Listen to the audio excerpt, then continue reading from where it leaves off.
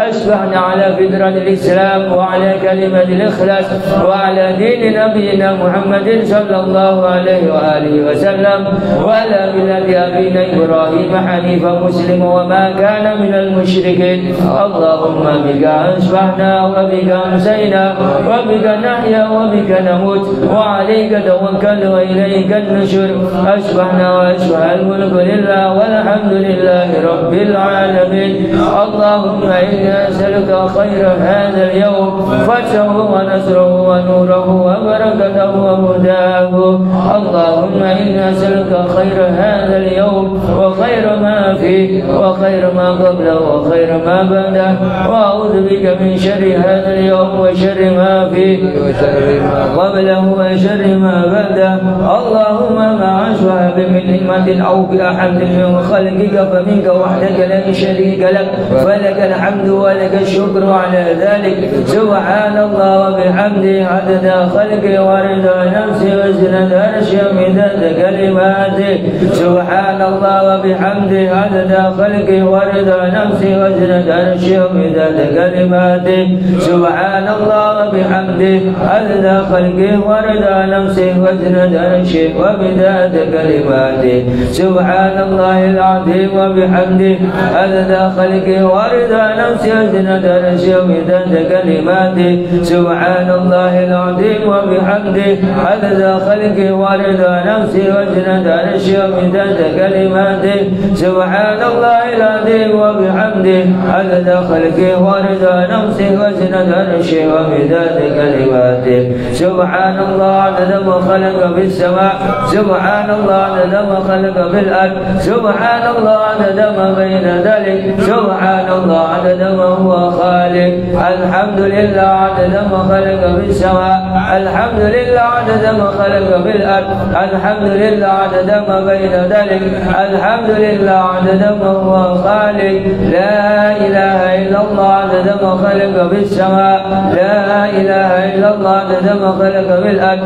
لا إله إلا الله عدد ما بين ذلك. لا إله إلا الله عدد ما هو خالق. الله أكبر عدد ما خلق في السماء. الله أكبر عدد ما خلق في الأرض. الله أكبر عدد ما بين ذلك. الله أكبر عدد ما هو خالق. لا حول ولا قوة إلا بالله العلي العظيم عدد ما خلق في السماء. لا حول ولا قوة إلا بالله العلي العظيم عدد ما خلق في الأرض. لا حول ولا قوة إلا بالله العلي العظيم عدد ما بين ذلك. لا حول ولا قوة إلا بالله العلي العظيم عدد ما هو خالق. لا إله إلا الله وحده لا شريك له له الملك وله الحمد يحيي ويميت وهو على كل شيء قدير عدد كل ذرة ألف مرة. لا إله إلا الله وحده لا شريك له له الملك وله الحمد يحيي ويميت وهو على كل شيء قدير عدد كل ذرة ألف مرة. لا إله إلا الله وحده لا شريك له له الملك وله الحمد يحيي ويميت وهو على كل شيء قدير عدد كل ذرة ألف مرة في كل لحظة أبدا عدد خلقه ورضا نفسه وزنة عرشه ومداد كلماته.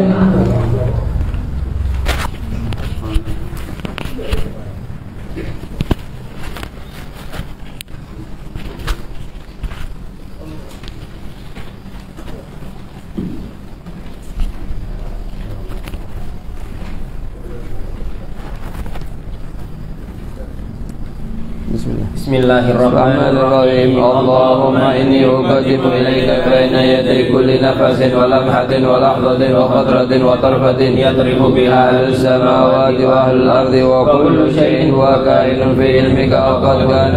أقدم إليك بين يدي ذلك كله الحمد لله رب العالمين. اللهم صل وسلم على سيدنا محمد وعلى آله في كل لحظة أبدا عدد نعم الله وإفضاله. اللهم ربنا آتنا من لدنك رحمة وعلمنا من لدنك علما سبحانك لا علم لنا إلا ما علمتنا إنك أنت العليم الحكيم بسم الله الرحمن الرحيم نويت التعلم والتعليم والتذكر والتذكير والنفع والانتفاع والإفادة والاستفادة والحث على التمسك بكتاب الله العزيز وسنة رسوله والدعاء إلى الهدى والدلالة على الخير ابتغاء وجه الله تعالى ورضائه وقربه وثوابه سبحانه اللهم صل على سيدنا محمد وآله وسلم اللهم ألهمنا علما نفقه به أوامرك ونواهيك وارزقنا فهما به كيف نناجيك يا أرحم الراحمين اللهم إنا نسألك فهم النبي وحفظ المرسلين وإلهام الملائكة المقربين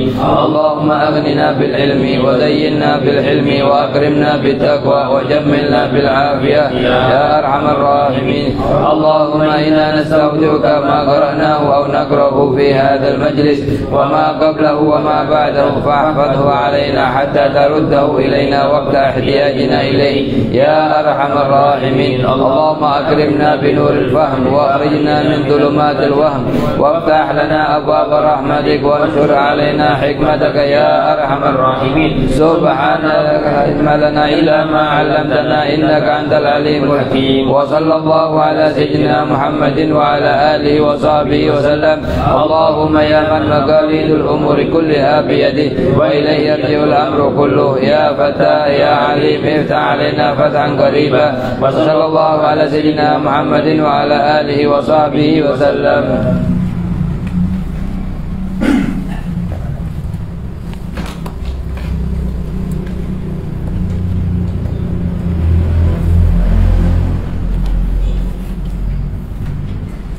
Bismillahirrahmanirrahim. Qala al-mu'allif rahimallahu ta'ala wa nafa'ana bi ulumi fid dharain amin. Ila angkol masalah-masalah yang berhubungan dengan rukun sujud. Nah, bismillah, alhamdulillah, wassalatu wassalamu ala rasulillah sayyidina Muhammadin abdillah wa ala alihi wa ashabihi wa mawalah. Setelah kita baca perihal sujud, syarat-syaratnya dan bentuk sujud yang sah, kemudian di sini juga sunnah-sunnahnya sujud, yang insyaallah kita minta sama Allah Subhanahu wa taala diberi taufik dan hidayahnya, seluruh pelajaran yang kemarin bisa kita amalkan sehingga setiap kali nambah ilmu, nambah juga amalannya. Karena dibilang katanya para ulama, ikhlasnya seorang dalam belajar ilmu yaitu semangat untuk mengamalkan, dan ikhlasnya waktu dia mengamalkan adalah selalu ingin nambah ilmunya. Dia bilang ikhlasul ilm al-amal wa ikhlasul amal ziyadatul ilm. Ya, terus ini katakan. Bismillahirrahmanirrahim. 1. Kesimpulan hukum anggota sujud yang wajib dibuka dan yang boleh ditutup tatkala melakukan sujud adalah sebagai berikut. Itu dari kemarin pernah kita bahas juga masalah apa? Anggota sujud. Jadi anggota sujud kita tahu a'dha sujud berapa? 7. A'dha sujud 7 menurut pendapatnya Imam Nawawi. Kalau pendapat Imam Rafi'i 1, yaitu dahi. Bentuknya kita dengan semacam ini kita insyaallah ini salatnya kita tambah mutunya tambah bertambah kalau kita tahu mana a'dha sujud. A'dha sujud 7, yaitu yang pertama dahi, yang kedua sama 3, kedua telapak tangan, yang keempat sama 5 lutut, kedua lutut ini, yang keenam sama 7 kaki, jari-jari kaki ini. Lah ini anggota sujud kita ketahui 7. Cuman dari segi masalah apakah wajib dibuka atau sunnah dibuka atau sunnah ditutup atau wajib ditutup dibagi menjadi 4 bagian sebagaimana kita bahas kemarin. Yang pertama, ayo. Wajib dibuka yaitu dahi. Dahi ini wajib dibuka yaitu seukuran yang wajib. Lebih dari seukuran yang wajib maka tidak wajib dibuka. Sunnah untuk dibuka. Seukuran yang wajib seukuran sahnya sujud. Misalnya dahinya kita kan segini. Dari ujung dari sudghain ini namanya kanan kiri namanya sudghain. Ini tidak sah untuk sujud. Kalau kita sujud miring begini tidak sah, ini tidak sah. Ini yang antara keduanya ini sujud, tempatnya namanya dahi. Lah seukuran yang sedikit yang seukuran sahnya sujud itu wajib kita buka. Lebihnya ini hukumnya sunnah. Gitu, jadi dahi dibagi dua. Ukuran yang wajib untuk sahnya sujud, maka wajib dibuka. Lebih dari itu, lebih dari ukuran tersebut, maka hukumnya sunnah dibuka. Sekarang kalau ditanya, dahi itu wajib dibuka apa sunnah dibuka, wajib dibuka atau sunnah dibuka? Maka jawabannya tafsil, ada perinciannya hukum. Apa dibilang? Jika seukuran yang wajib sah untuk sahnya sujud, maka itu untuk wajib dibuka.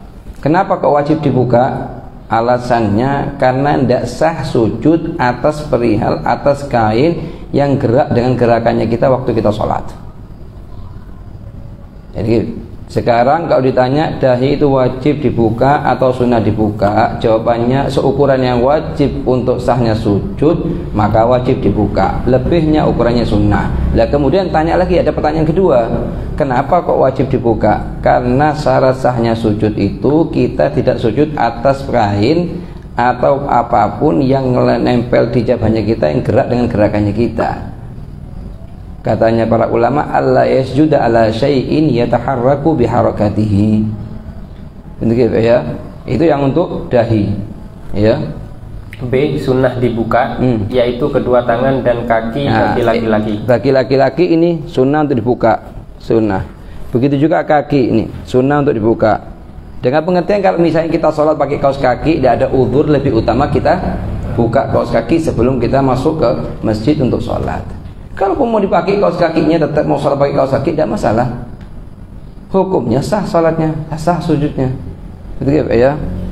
Ada kaki ini bagian anak laki-laki, tapi kalau perempuan wajib ditutup kaki. Jadi kalau ditanya perempuan tuh wajib pakai kaos kaki waktu sholat? Tidak wajib. Yang wajib itu harus tidak boleh kebuka. Dengan pengertian boleh pakai kaos kaki, boleh itu pakai rukunya dipanjangkan sehingga waktu sujud tidak tampak. Kewajibannya itu aja. Ayo.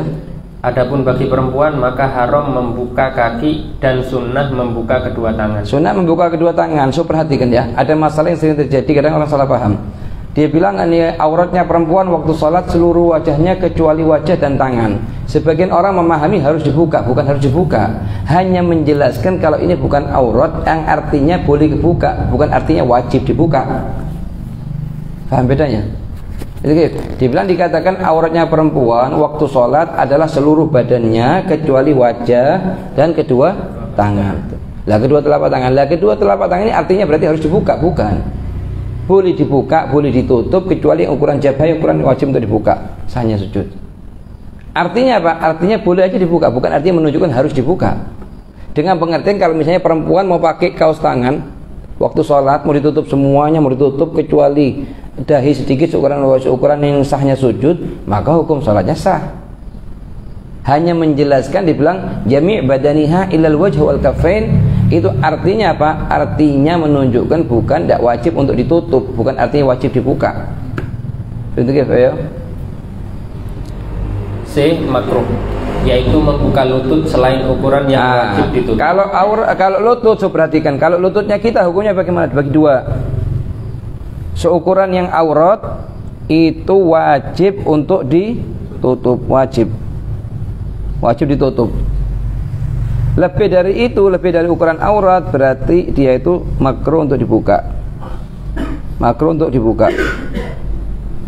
Ini wajib itu.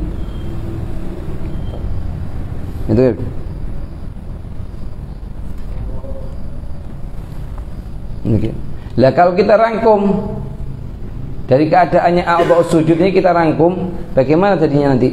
Ada 4 keadaan.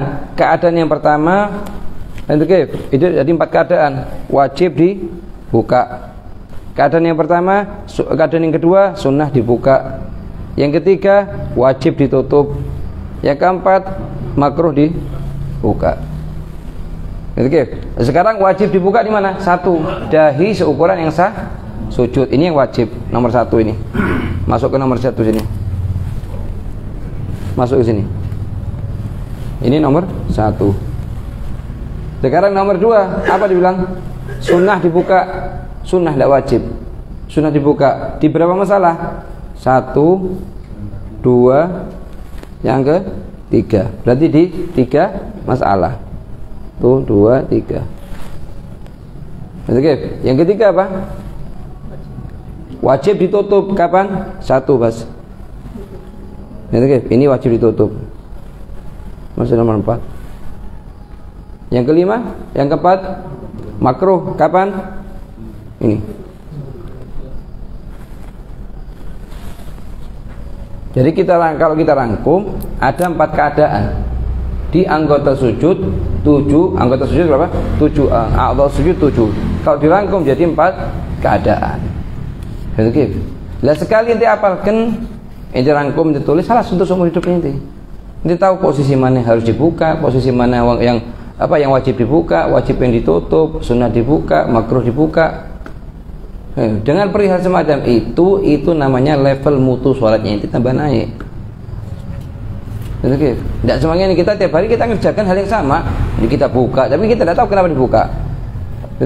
Misalnya sekarang tangan, semuanya sekarang satu masjid tangannya buka, tidak ada yang pakai kaos tangan waktu mau sholat.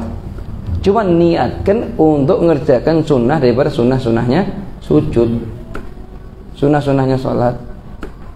Ya. 2. Sujud hanya dengan sebagian dari tiap-tiap anggota sujud, hukumnya adalah makruh. Makruh tapi sah. Misalnya sekarang dahi cuma sedikit aja ditaruh, terus tangan ada berapa jari? 10, ditaruh 2 aja gini, waktu sujud sah. Oke, lutut tidak mungkin dikurangi. Terus yang dahi yang kaki, per kaki jarinya 10 kan, per kaki cuma satu-satu, sah. Cuman iktisaru ala juz'in min kulli a'dha'in makruhun. Hanya menggunakan sebagian dari anggota sujud itu makruh hukumnya. Yang sunnah boleh kita begini, yang sunnah begini.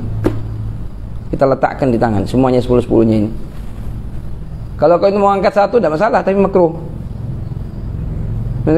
Kalau mau diakan gini ya tidak masalah, makruh. Yang sunnah, letakkan semuanya. Lah waktu ngeletakkan semua kita niatkan untuk mengerjakan sunnah daripada sunnah-sunnahnya sujud. Ya. 3. Sujud di atas tangan orang lain. Ya, atau sekarang misalnya penuh masjid, atau misalnya satu orang menaruh tangannya gini, sujud di atas tangannya, boleh? Ya. Atau apa? Atau di atas baju orang lain. Di atasnya baju orang lain, misalnya di sarungnya atau di sejadahnya atau di syalnya. Ya. Tatkala sholat hukumnya adalah sah. Sah, hukumnya sah. Karena tangan, baju itu semua perkara yang suci, dan bukan gerak dengan gerakannya kita, gerak dengan gerakannya dia. 4. Jika yakin atau ragu telah meninggalkan satu sujud, maka perincian hukumnya adalah sebagaimana berikut. Sekarang misalnya ya, dia yakin meninggalkan satu sujud atau ragu, betul? Kita lihat ingatnya di posisi mana dan dia kedudukannya sebagai apa? Sebagai imam atau makmum? Ayo. A. Jadi ini sudah dihafalkan, saya tulis nih. Ayo. A. Jika sujud yang ditinggalkan adalah pada rakaat yang terakhir. Sekarang misalnya satu orang imam atau munfarid, dia yakin atau ragu pas di tasyahud terakhir, ana ninggalkan satu sujud. Lihat apakah rakaat terakhir atau rakaat 1, 2 atau 3. Rakaat terakhir atau rakaat selain terakhir. Selain terakhir ini bisa 1 atau 2 atau 3 kalau salatnya rubai. 4 rakaat. Bisa rakaat 1 kalau rakaat sunai 2 rakaat. Bisa rakaat 1 dan 2 kalau sulasi seperti maghrib. Jadi yang lebih ahsan pakai terakhir sama selain terakhir. Yang selain terakhir ini bisa masuk sholat zuhur 4 rakaat berarti 1, 2, 3. Atau asar 1, 2, 3. Atau isya 1, 2, 3. Bisa sholat subuh berarti kalau rakaat 1. Bisa apa? Maghrib 1, 2. Itu namanya selain yang terakhir. Ya. Maka wajib untuk menambah. Maju ke depan sih Hasan. Di luar pintu. Ayo. Maka wajib untuk menambah 1 kali sujud. Iya. Dan mengulang bacaan tasyahudnya dan untuk. Sekarang kalau yang diragukan adalah rakaat terakhir. Yang diragukan apa? Adalah rakaat terakhir. Misalnya dia waktu tasyahud ragu. Atau yakin cuma sujud 1 kali baru teringat. Hukumnya apa? Hukumnya tasyahud yang dibaca itu tidak sah. Kita wajib untuk sujud lagi, kemudian setelah sujud duduk dan ngulang tasyahudnya. Kalau di rakaat terakhir. Tapi kalau di rakaat selain terakhir, misalnya di waktu tasyahud terakhir, ana yakin bahwa di rakaat kedua tadi cuma sujud 1 kali. atau di rakaat ketiga cuma sujud 1 kali. Hukumnya gimana? Wajib ditambah 1 rakaat penuh. Tahu bedanya ini? Kalau ini hanya ditambah 1 sujud saja, kemudian diulang tasyahudnya, ini hukumnya berhubungan. Tapi kalau sini harus ditambah 1 rakaat penuh. Kenapa? Karena rakaat yang kurang tadi itu, misalnya rakaat ketiga cuma hanya sujud sekali, berarti rakaat ketiga dianggap dihapus, rakaat keempat masuk ke rakaat ketiga, berarti kurang 1 rakaat. Begitu ya? Dan sunnah untuk melakukan sujud sahwi sebelum salam. Dan sunnah sahwi. Kalaupun tidak mau sujud sahwi tidak masalah, cuman kurang sholatnya, kurang sempurna. Karena hukum sujud sahwi adalah sunnah, kecuali sujud sahwinya makmum. Jika melihat imam melakukan sujud sahwi, maka wajib untuk makmum untuk ngikutin. Selain itu, hukum sujud sahwi adalah sunnah. Begitu ya? B. Jika sujud yang ditinggalkan adalah selain rakaat yang terakhir, maka wajib untuk menambah 1 rakaat. Iya. Kalau selain rakaat yang terakhir, kenapa kok harus nambah 1 rakaat? Jawabnya karena rakaat tersebut tidak sempurna sehingga dianggap tidak mengerjakan rakaat tersebut, dan rakaat yang setelahnya kedudukannya menggantikan ke rakaat yang sebelumnya. Misalnya di rakaat kedua, anak yakin cuma sujud 1 kali, teringat di rakaat keempat misalnya, maka hukumnya gimana? Yang ketiga gantikan 2, yang keempat gantikan ketiga, berarti kita kurang 1 rakaat yang terakhir. Bentuknya ya. 5. Jika berdiri pada rakaat yang kedua, kemudian teringat bahwa hanya melakukan 1 kali sujud pada rakaat pertama, maka wajib kembali untuk sujud. Nah itu, sekarang wajib kembali itu semua perinciannya kalau dia sebagai munfarid atau makmum. Munfarid atau imam. Lah di waktu berdiri rakaat kedua baca Fatihah, Bismillahirrahmanirrahim, Alhamdulillahirrahmanirrahim, teringat, loh, anak tadi rakaat pertama hanya juz 1 kali. Gimana hukumnya? Wajib berhentikan Fatihahnya, langsung sujud untuk nambah yang kedua sujudnya, kemudian berdiri lagi baru ngulang Fatihahnya. Jadi, kalau dia posisinya sebagai munfarid atau imam, sebagai imam atau munfarid.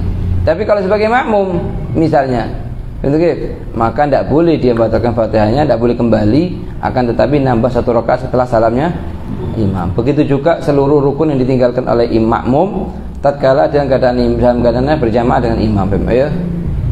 Soal. Tatkala kembali, apakah langsung sujud atau duduk terlebih dahulu kemudian sujud?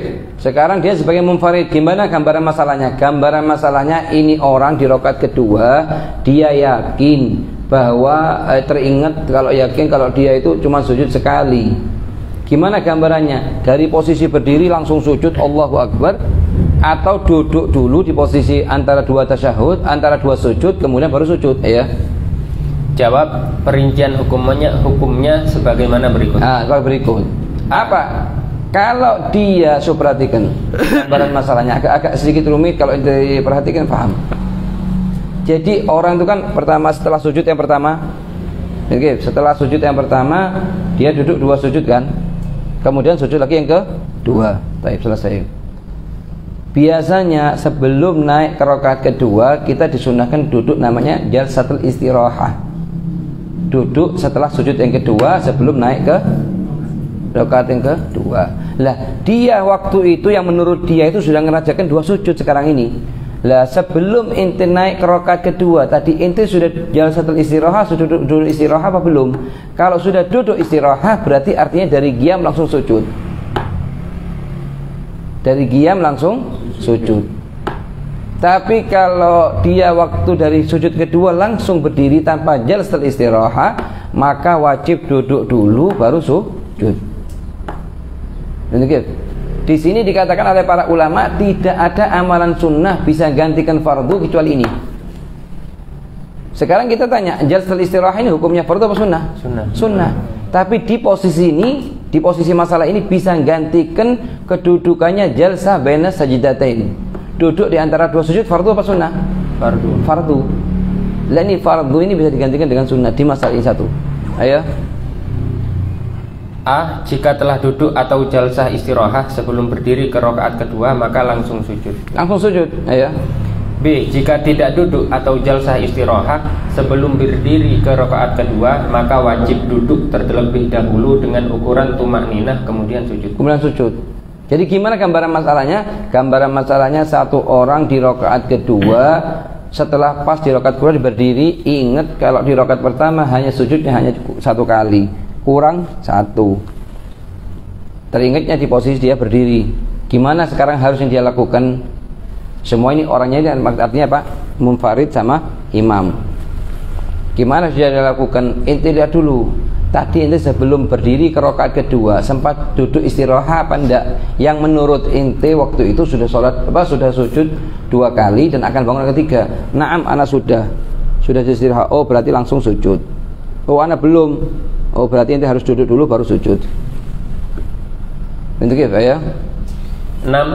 Jika mengangkat dahi dari tempat sujud karena terganggu, seperti terdapat batu pada tempat sujud. Ente silakan sujud gini misalnya. Ente letakkan dahinya itu sujud. Kemudian ada sesuatu yang ganggu ente, panas atau ada batu, ada kerikil dan lain-lain. Mau ente angkat, mau pindah posisi. Oke, gimana hukumnya sekarang? Ada masalah-masalah yang bisa membatalkan dan masalah-masalah dikatakan boleh. Betul ya? Ada perincian hukumnya ya. Maka perincian hukumnya adalah sebagaimana berikut.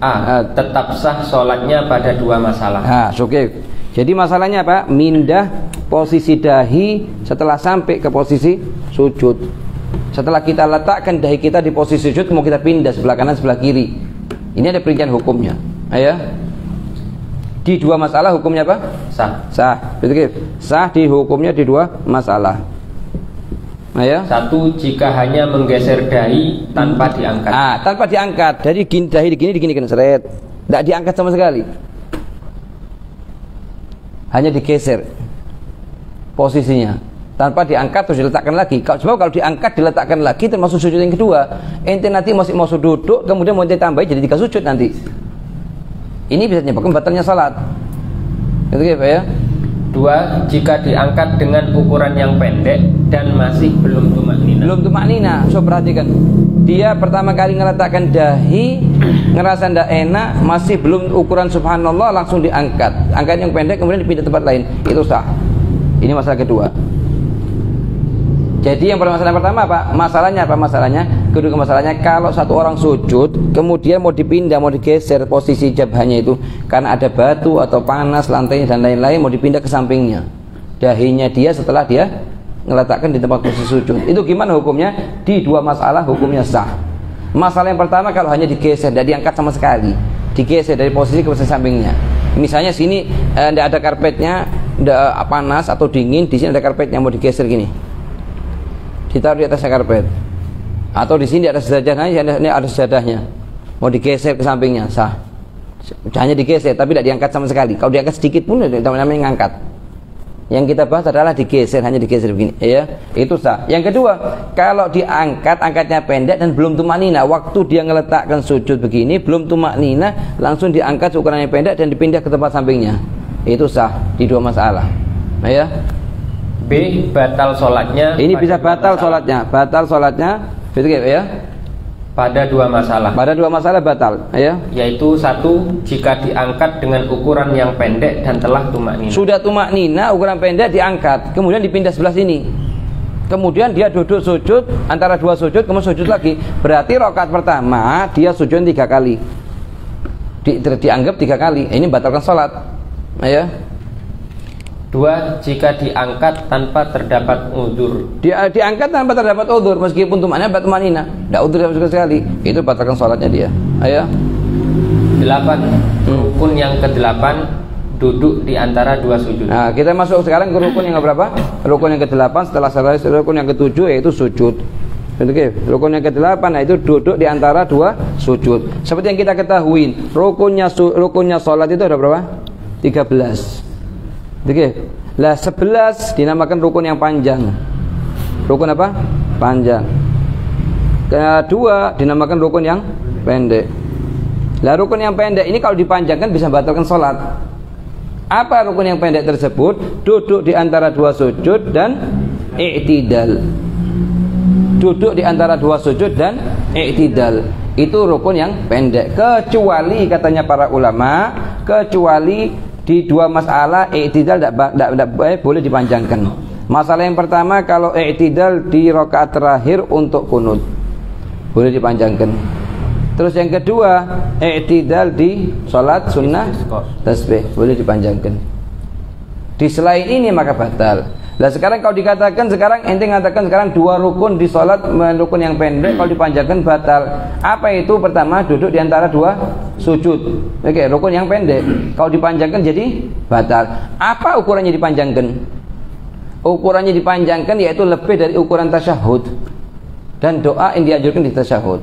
Lah itu kalau lebih dipanjangkan lebih dari ukuran itu maka menjadi batal salatnya inti. Sekarang inti katakan i'tidal ini rukun pendek, iya. Kalau dipanjangkan batal, betul. Kecuali dua masalah. Lah apa ukurannya dipanjangkan di i'tidal ini? Lebih dari ukuran Fatihah. Kalau inti misalnya di i'tidal baca zikir dan lain-lain sampai lebih dari ukuran Fatihah dan ukuran surat, maka hukum salatnya itu jadi batal karena memanjangkan rukun yang pendek. Hal ini menurut pendapat yang utama dalam mazhab Imam Syafi'i. Ada sebagian ulama yang mengatakan i'tidal sama jalsat duduk di antara dua sujud dua-duanya adalah rukun tawil, rukun yang panjang. Ada yang mengatakan begitu, ya. A. Duduk di antara dua sujud. Duduk di antara dua sujud termasuk rukun yang pendek yang tujuannya sebagai pemisah antara dua sujud. Oke. Rukun qasir yang tujuannya disyariatkan duduk di antara dua sujud itu adalah untuk pemisah antara sujud pertama sama sujud kedua. Untuk itu ya. Kalau i'tidal dikan pemisah juga antara ruku, antara qiyam sama antara ruku sama sujud, dipisah dengan keduanya dengan apa? Dengan i'tidal, ya. B. Dalil duduk di antara dua sujud. Dalil diwajibkannya duduk di antara dua sujud tatkala sholat fardu atau sunnah adalah sabda Rasulullah sallallahu alaihi wasallam.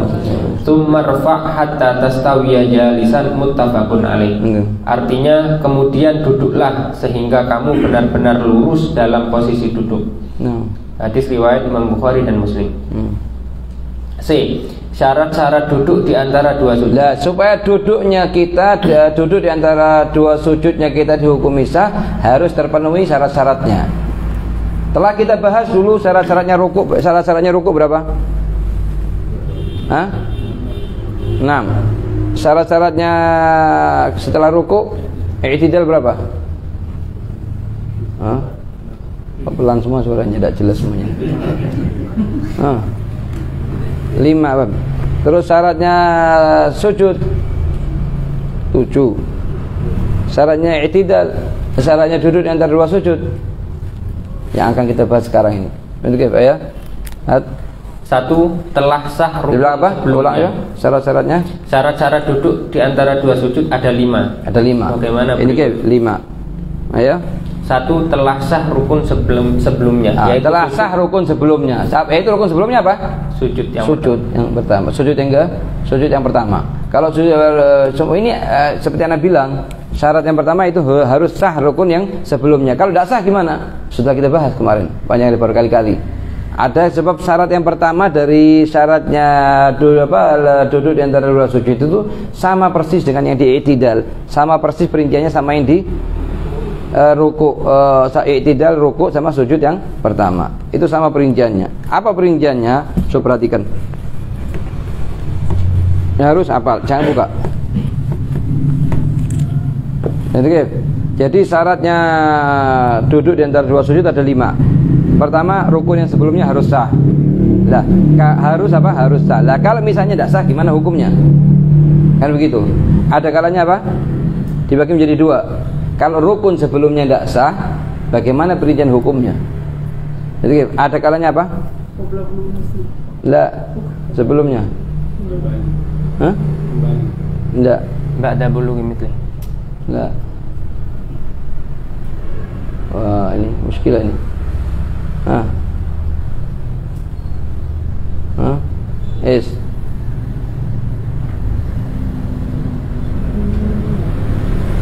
Ada di ruku, sudah kita bahas di ruku, sudah kita bahas di i'tidal, sudah kita bahas di sujud pertama.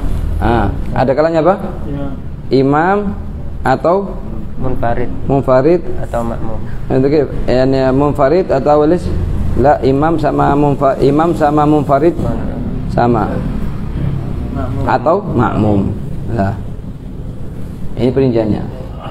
Kalau imam atau munfarid dibagi menjadi 2. qabla bulughi mithli, ba'da bulughi mithli. Oke, di sini posisinya. Lah kalau qabla bulughi mithli hukumnya apa? Wajib yutadarak.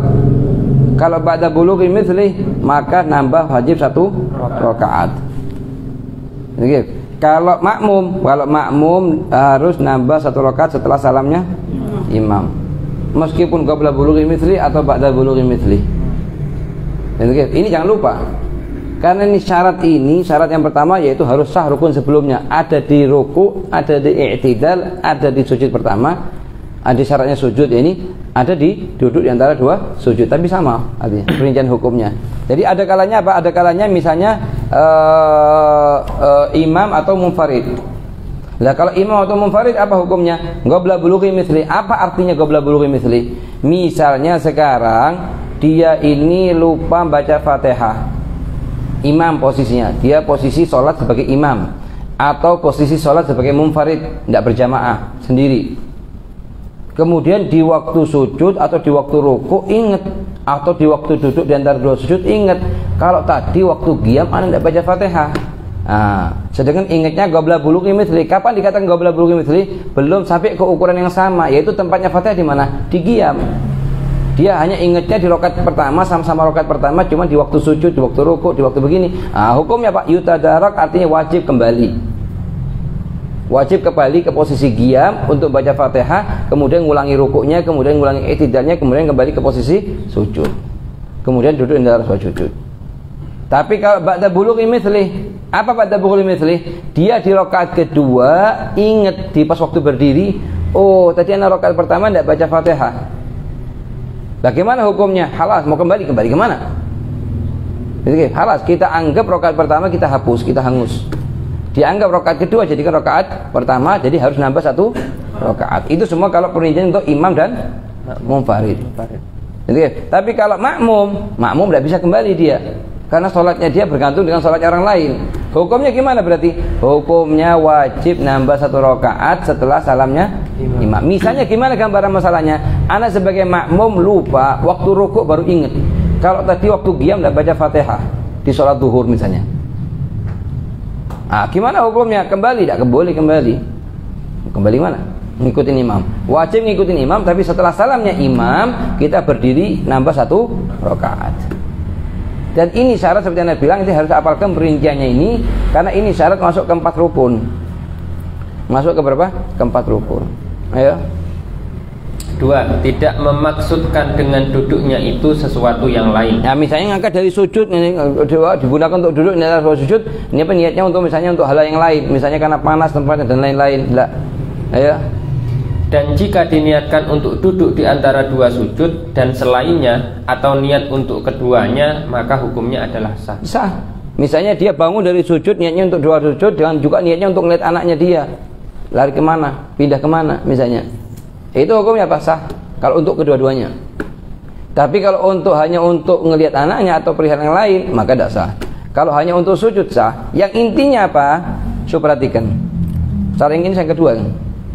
Oke. Syarat yang kedua apa? Tidak digunakan untuk perihal yang lain selain sujud, selain duduk di antara 2 sujud. Nah, sekarang gimana gambarannya? Sekarang kalau seandainya kita itu waktu kita ngangkat kepala untuk duduk 2 sujud tidak ada niatan selain selain untuk melakukan rukun yaitu duduk di antara 2 sujud, maka tidak disyaratkan harus ada niat apapun. Tidak disyaratkan harus ada niatan apapun. Tapi kalau sudah ada niatan lain, misalnya anak mau bangun dari sujud untuk duduk di antara 2 sujud, niatnya anak untuk duduk juga untuk ngelihat anaknya, maka dalam masalah ini apa? Dalam masalah ini harus diniatkan untuk keduanya atau diniatkan untuk duduk saja. Oke, Pak ya. 3. Tumakninah dengan yakin. Harus tumakninah waktu duduk di antara sujud, tumakninah. Harus yakin tumakninahnya. Makanya sebagian ulama menjadikan 1 syarat harus tumakninah dengan yakin, sebagian ulama menjadikan 2 syarat harus tumakninah dan tumakninahnya harus yakin. Sama artinya. Dua-duanya harus ada. Begitu Pak ya. Tapi kalau dia tidak tumakninah atau tumakninah tapi tidak yakin apakah tumakninah apa tidak, maka tidak sah. Duduk di antara 2 sujudnya dia, Pak ya. 4. Duduk dengan tegak. Maka tidak sah jika duduk dengan posisi menunduk. Nah, duduk dengan tegak begini. Kalau sekiranya nunduk, nunduknya gimana sekarang perhatikan sob. mirip dengan posisi harus posisi i'tidal. Kalau sekiranya dia nunduk cuma begini, sekiranya kepalanya ngelewatin batas mana? Rukbah tidak sah. Tapi kalau lebih begini sah, meskipun tidak tegak begini. Karena tidak sah digunakan untuk rukuk di posisi waktu dia sholat duduk dengan cara tidak sah digunakan untuk rukuk waktu dia sholat sunnah dengan posisi duduk. Ya. 5. Tidak memanjangkan waktu duduk lebih dari ukuran bacaan tasyahud yang paling singkat dan doa yang disunnahkan. Doa yang sunnahkan. Kalau seperti yang bilang tadi itu, kalau lebih dari ukuran tasyahud maka batal salatnya dia. Lebih dari jangan diiringi dengan apa? Doa, ya. Jika memanjangkan waktu duduk lebih dari ukuran di atas, maka perincian hukumnya adalah A. Jika disengaja dan mengetahui hukum. Dia dengan sengaja tahu hukum bahwa manjangkan duduk di antara dua sujud lebih dari ukuran tasyahud yang paling pendek dan lebih dari ukuran doa setelah tasyahud bisa membatalkan salat. Dia tetap kerjakan padahal dia tahu hukum dan sengaja, batal salatnya dia, ya. B. Jika karena lupa atau tidak mengetahui hukum, maka hukum sholatnya tetap sah dan disunahkan untuk melakukan sujud sahwi. Sebab sujud sahwi ini sunnah dilakukan karena 4 sebab. Salah satu dari 4 sebab, ya. D. Sunnah ketika duduk di antara dua sujud. Bas. Ya.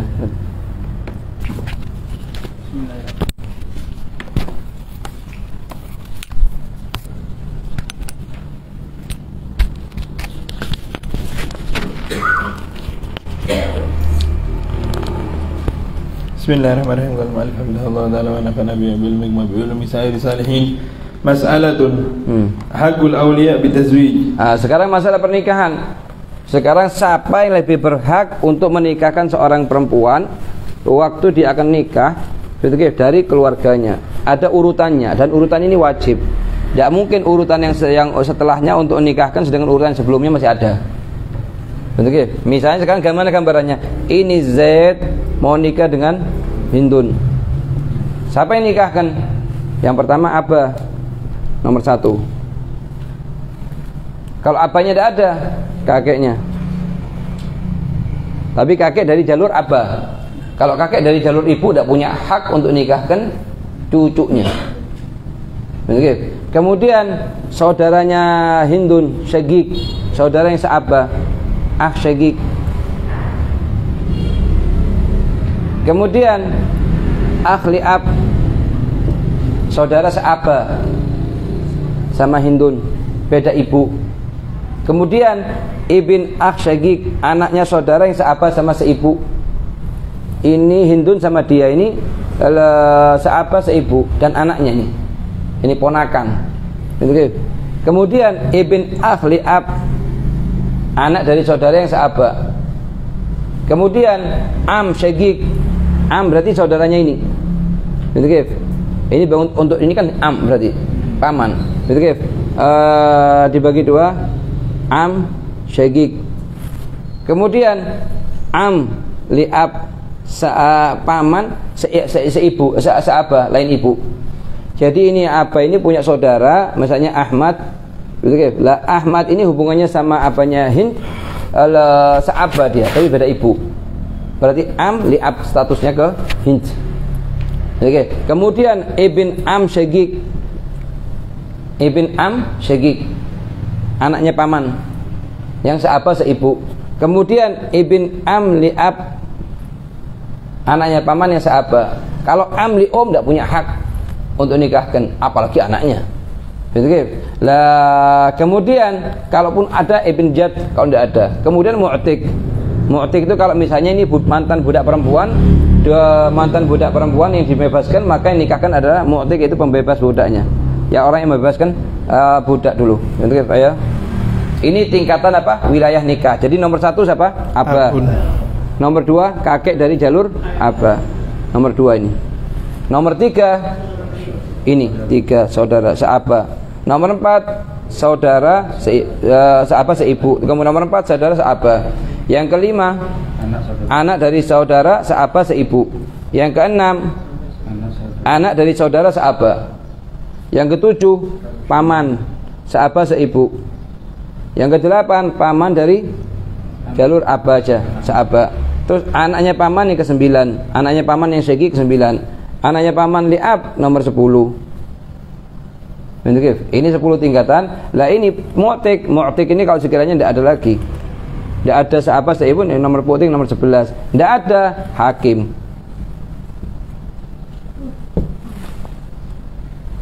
Mereka semua tidak ada semuanya. Hakim boleh nikahkan. Nomor 12. Ayo. Ahagul awliya bitaswij abun. Abun. Itu nomor 1 abun. Selama apa ada dan tidak ada perihal-perihal yang mencegah apa untuk menikahkan anaknya, maka dia yang paling berhak untuk menikahkan. Tidak mungkin kakeknya nikahkan. Katanya kakeknya anak mau nikahkan, tidak bisa. Kecuali kalau apanya wakilkan kepada kakek. Jadi apa ini berhak untuk nikahkan apa? Selama tidak ada perihal-perihal yang membuat dia keluar dari hak wilayah nikah. Di 10 masalah bisa kecabut hak wilayahnya dia pindah ke kakek. Di 20 masalah bisa kecabut hak wilayahnya dia pindah ke hakim. Kalau ditanya sekarang berapa masalah pindah ke abad itu tingkatan setelahnya. Misalnya dari aba pindah ke kakek, atau dari kakek pindah ke saudara, atau pindah dari saudara syegik. Kalau pindah ke ab, ini di 10 masalah pindah ke abad namanya. Di 20 masalah pindah ke hakim. Akan datang pembahasannya. Cuman yang paling penting ini apalkan dulu ini. Jadi tingkatan wilayah nikah bagi perempuan ya.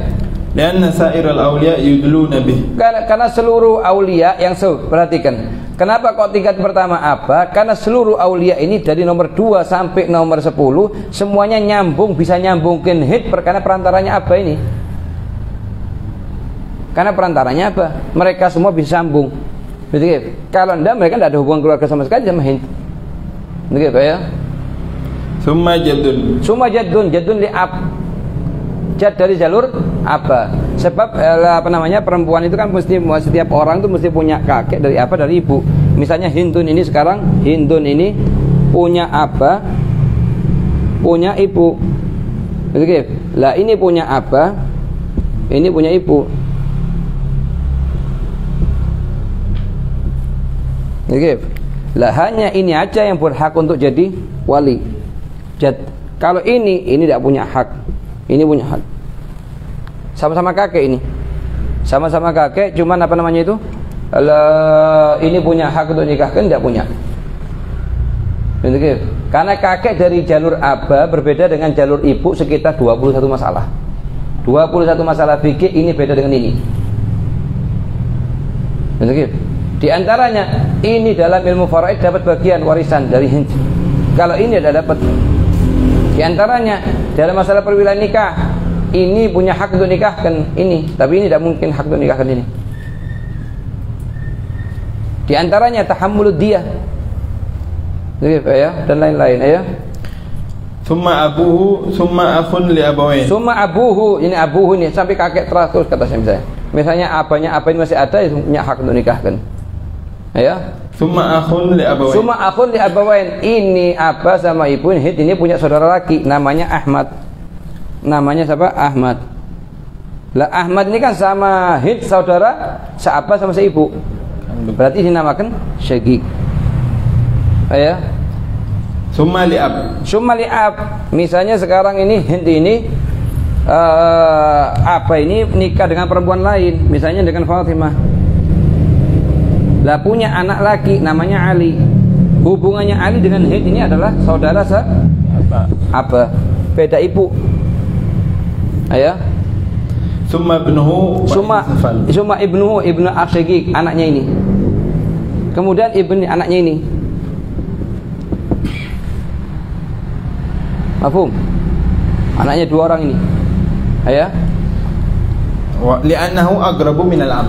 Li'agrab minal am, karena mereka ini saudara. So perhatikan, Ahmad sama Ali, begitu juga anaknya Ahmad sama anaknya Ali lebih dekat daripada saudaranya ini. Saudaranya ini. Ini misalnya kalau ini punya saudara, misalnya namanya Hamzah. Betul ke? Lebih dekatan mana dari segi nasab?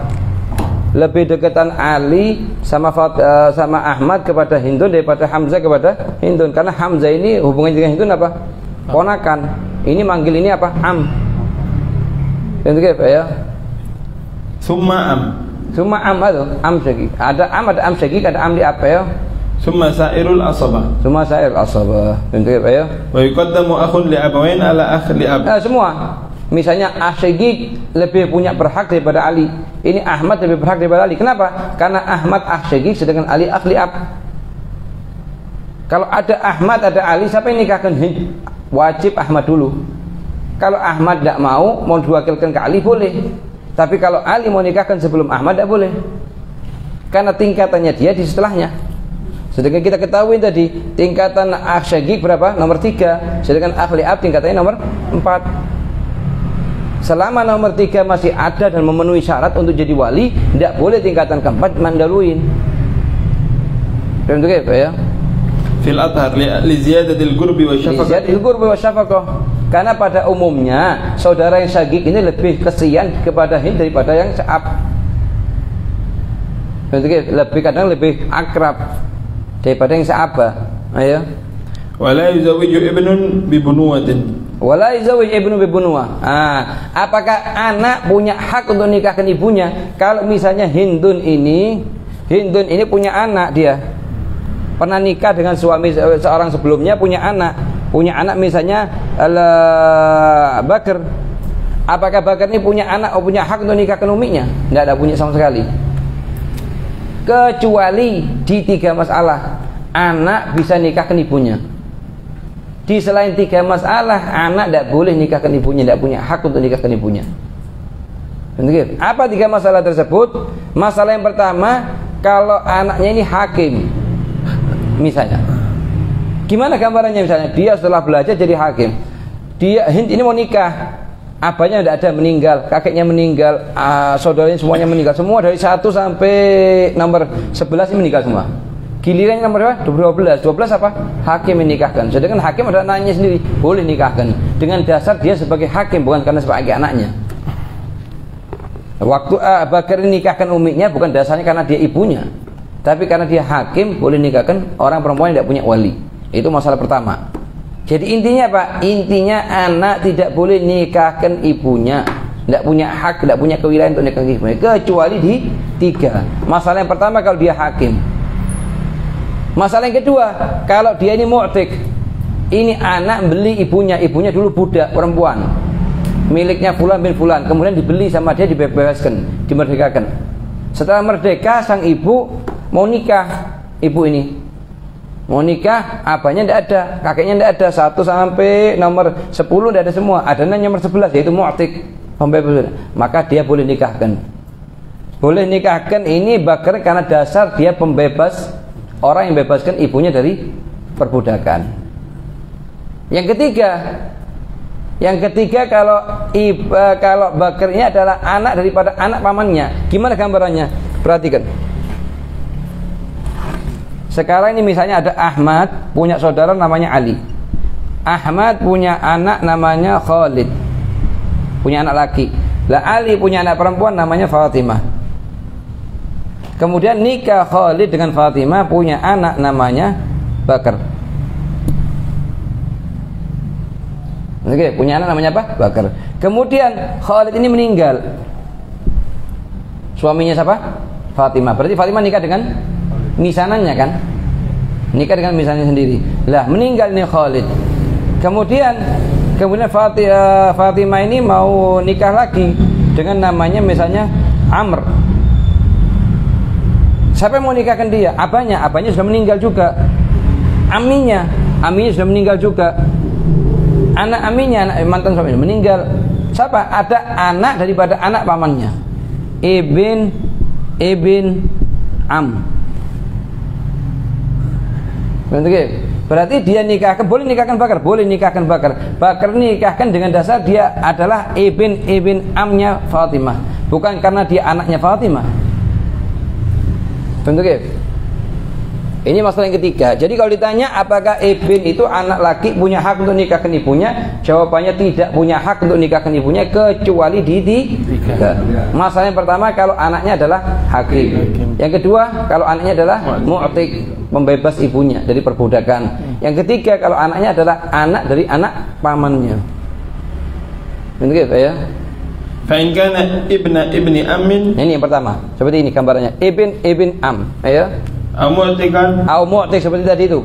Ini bebaskan. Ini bakar ini beli ibunya dari Sayyidnya sehingga dibebaskan. Au qadhi hakim, ya. Zawwaja bihi. Hal ini menurut pendapat yang mu'tamad dalam mazhab Syafi'i. Kalau mau pakai pendapat ulama yang lain, mazhab yang lain ada yang mengatakan bahwa ibn itu punya hak untuk nikahkan ibunya. Ya. Masalatun yajuzu lil abi aw al jaddi inda faqdil ab tazwijul bikri. Nah, jadi sebelum kita masuk ke masalah yang kedua ini, sekarang perhatikan dulu bahwa tingkatan wilayah ada berapa? 12. Oke, 12. Dari sini kita pahami dulu. Kemudian kita pahami juga bahwa anak itu tidak boleh nikahkan ibunya kecuali di 3 masalah. Akan masuk masalah lagi sekarang, baru lagi. Apa dibilang? Ini sudah hapus.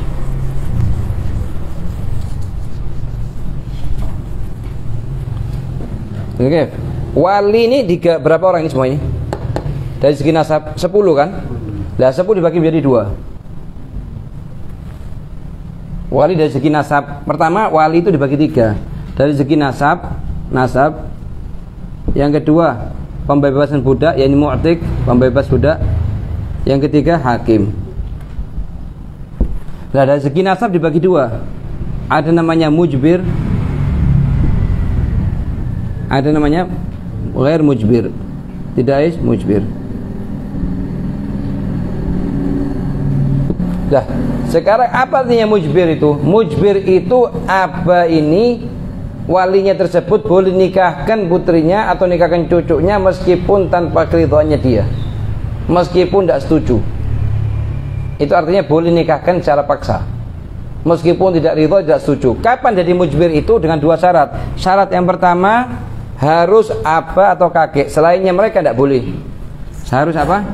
Aba atau kakek. Syarat yang kedua, perempuan tersebut perawan. Tapi kalau bukan perawan, maka tidak boleh nikahkan secara paksa, harus dengan ridhonya perempuan tersebut, harus dengan izin. Yang kedua, tidak mujbir, ghair mujbir. Kapan? Kalau yang menikahkan selain ayah atau kakek. Yang kedua, kalau ayah atau kakek apalagi selainnya, tapi perempuan tersebut janda. Sekarang yang dimaksud dengan perawan di sini apa artinya? Yang dimaksud dengan perawan di sini adalah belum hilang selaput keperawanannya karena faktor hubungan badan. Karena faktor hubungan badan. Meskipun hubungan badannya tersebut dengan cara yang halal, yaitu nikah, atau haram, yaitu zina, atau tidak halal, tidak haram, seperti watak syubha. Watak syubha itu ngira di istrinya, ternyata bukan istrinya, ternyata saudari istrinya. Nah ini bukan halal, bukan haram, karena dzannya dia ngira istrinya. Kalau tahu bukan istrinya, tidak mungkin dia akan hubungan badan. Lah, itu kalau sudah hilang salaput keperawanannya dia karena faktor hubungan badan, itu perempuan tersebut dinamakan thayyib. Meskipun sudah nikah atau belum nikah. Karena kita ketahui tadi kalau belum hilang, berarti dinamakan bikir. Meskipun dia pernah dulu jatuh sehingga selaput warna pecah, misalnya, tetap dihukumi bikir. Kenapa? Belum pernah terjadi hubungan badan. Selama belum pernah terjadi hubungan badan, statusnya perempuan tersebut adalah perawan dan orang tua, aba atau kakek punya hak untuk nikahkan tanpa ridho, tanpa izin. Tapi kalau sudah pernah terjadi hubungan badan, maka tidak boleh bagi aba atau kakek untuk nikahkan kecuali dengan keridhoannya dia. Meskipun hilangnya keperawanan tadi itu dengan cara yang haram, zina. Meskipun, apalagi dengan nikah atau watak syubha. Jadi wali dibagi menjadi 2 dari segi nasab, mujbir atau tidak mujbir. Mujbir artinya boleh nikahkan tanpa paksa, tanpa keridhoannya. Dengan berapa syarat? 2 syarat. Aba atau kakek, bas. Yang kedua, syarat yang kedua, perempuan itu perawan. Artinya perawan belum pernah melakukan hubungan badan. Ya.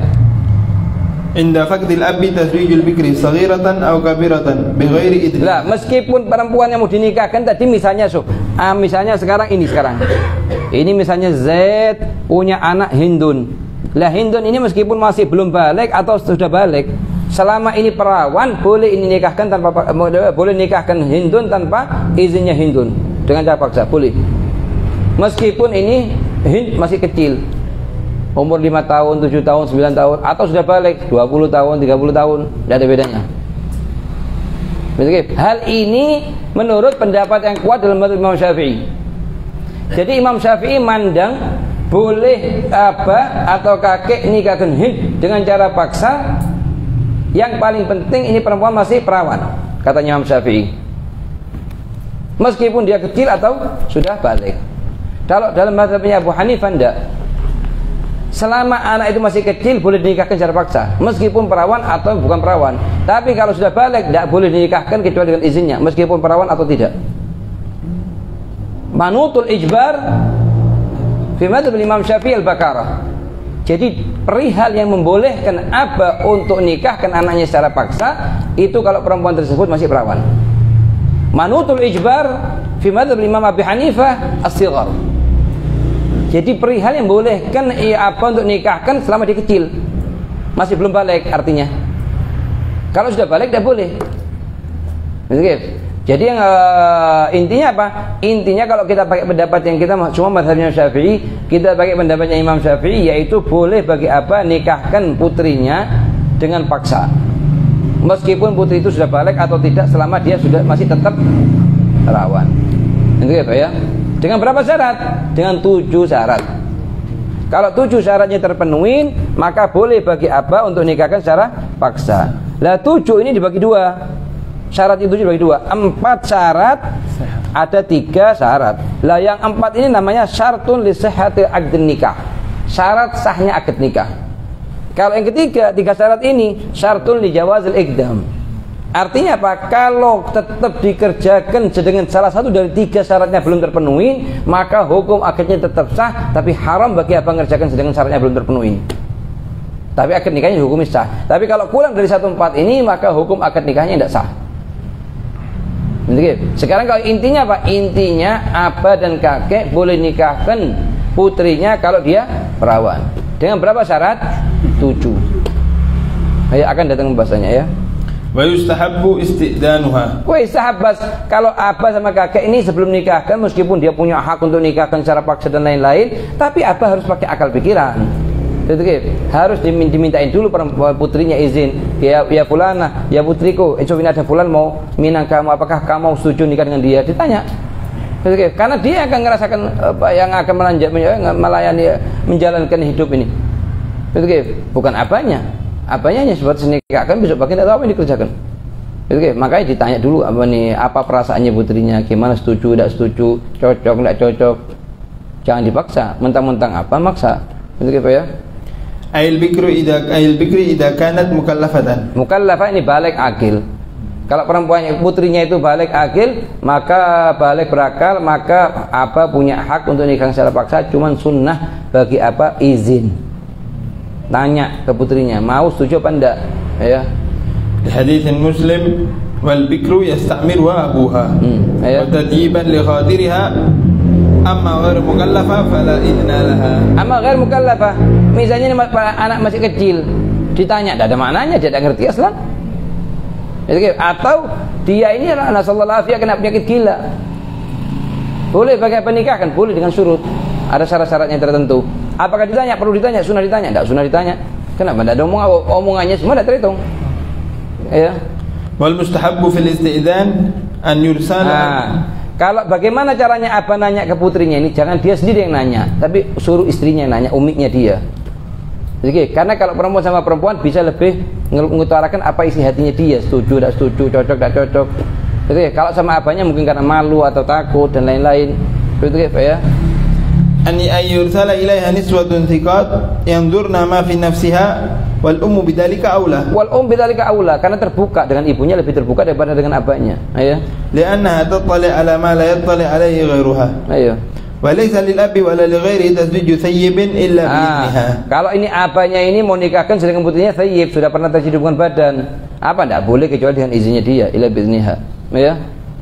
Fa in kanat saghiratan lam tuzawwaj hatta tablugh. Misalnya ini perempuan sudah thayyib, tapi anak umurnya masih kecil, enggak mungkin bagi apa untuk nikahkan kecuali nunggu baliknya, ya.